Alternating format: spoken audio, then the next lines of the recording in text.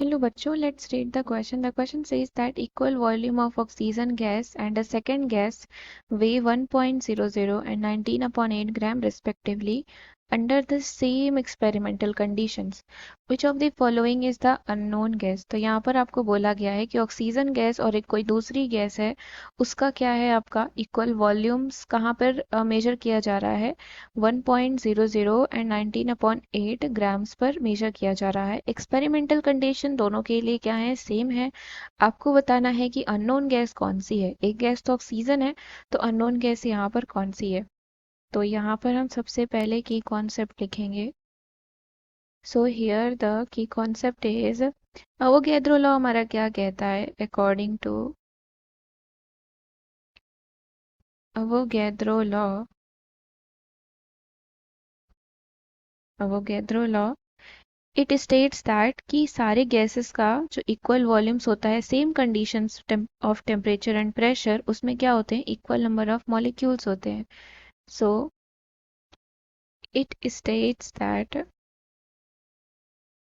Equal volumes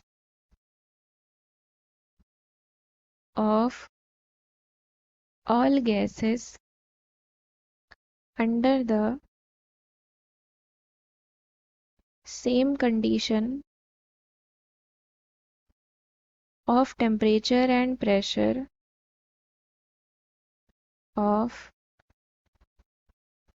temperature and pressure contain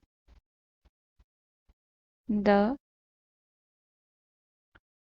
equal number of molecules, equal number of molecules क्या होते हैं, उसमें equal number of molecules होते हैं। तो यहाँ पे हम अगर अपने क्वेश्चन को ऑब्जर्व करें तो ये बिल्कुल यही चीज़ है। आपको इक्वल वॉल्यूम भी बोला है और दोनों गैसेस को बताया है कि सेम एक्सपेरिमेंटल कंडीशंस पर भी हैं।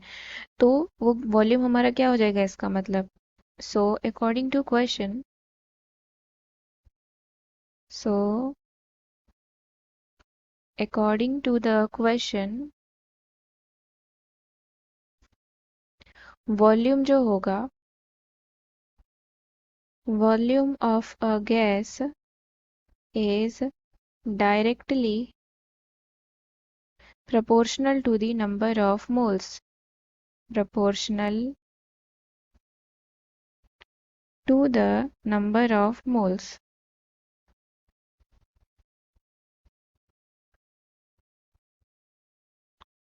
तो यहाँ से हम फॉर्मूला क्या लिख सकते हैं, दैट इज हमारा मोल्स, क्योंकि अगर वॉल्यूम आपका इक्वल है, यानी कि यहाँ पे क्या बोल रहा है कि वॉल्यूम आपका डायरेक्टली प्रोपोर्शनल है नंबर ऑफ मोल्स के। तो अगर हम इसको V1/V2 के फॉर्म में लिखें तो हमारा क्या हो जाएगा, V1/V2 इज इक्वल टू क्या हो जाएगा, N1/N2। सिंस ये दोनों वॉल्यूम आपके क्या है, इक्वल हैं, और अगर ये दोनों इक्वल हैं यानी कि V1 is equal to V2 है, तो यहाँ से हम क्या लिख सकते हैं। So according to question,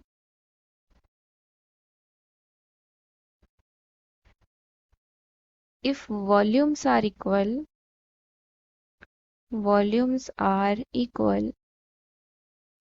then तो क्या हो जाएगा, N1 इक्वल टू N2 भी हो जाएगा। तो यहाँ से हम देखेंगे, और N क्या होता है आपका, वेट अपॉन मॉलिक्यूलर वेट होता है। N इज इक्वल टू क्या होता है, वेट अपॉन मॉलिक्यूलर वेट। तो इसको हम यहाँ इस तरीके से भी मेंशन कर सकते हैं, W1/M1 इक्वल्स टू W2/M2। अब यहाँ से वैल्यूज जो हमें क्वेश्चन में गिवन होंगी वो हम लिख लेंगे। So here given is W1 कितना है, 1 आपको दिया गया है, दैट इज 1.00 ग्राम। M1 कितना हो जाएगा, ऑक्सीजन गैस है, दैट इज O2 है, तो ये 32 हो जाएगा। W2 कितना दिया गया है आपको, 19/8 ग्राम। और हमें यहाँ से क्या निकालना है, M2 फाइंड आउट करना है। M2 हमें मिल जाएगा तो हमें पता चल जाएगा कि गैस कौन सी है, हम आइडिया लगा सकते हैं। सो यहाँ से क्या हो जाएगा, W1 that is 1/32 is equal to 19/8 upon M2। तो इसको हम सॉल्व करेंगे तो M2 कितना आ जाएगा? So from here M2 will come out be 76। तो यहाँ से M2 कितना आ गया आपका? 76 आ गया। हम देख रहे हैं गैस कौन सी दी गई है? NO। कैलकुलेट हम कर सकते हैं इसका मॉलिक्यूलर। सो NO का मॉलिक्यूलर वेट नाइट्रोजन का कितना होता है आपका? 14 प्लस 32 ऐड करें, कितना आ गया यहाँ से? 46। तो ये तो नहीं है। SO2 अगर हम देखें तो यहाँ से हमारा कितना हो जाएगा? यहाँ इसका तो सब बहुत ज़्यादा हो जाएगा क्योंकि ऑक्सीजन का 32 प्लस 32 64 हो गया। तो ये तो 46 से वैसे ही ज़्यादा हो गया, 76 से ज़्यादा हो जाएगा। CH2 की बात अगर हम करें सो CH2 है आपका, कार्बन का 12 हो जाएगा और सल्फर का कितना होता है? दैट इज 32 होता है, तो ये हो गया 64। जोड़ेंगे तो कितना आ जाएगा यहाँ से? 6 एंड 7, ये आ गया आपका 76 और हमें यहाँ पे 76 मिला भी है। So from here option number C is the correct answer, यानी कि जो वो अननोन गैस है वो कौन सी है? CH2 है, that is gas is CS2। So from here option number C is the correct answer. I hope you understood it well. Thank you and best of luck.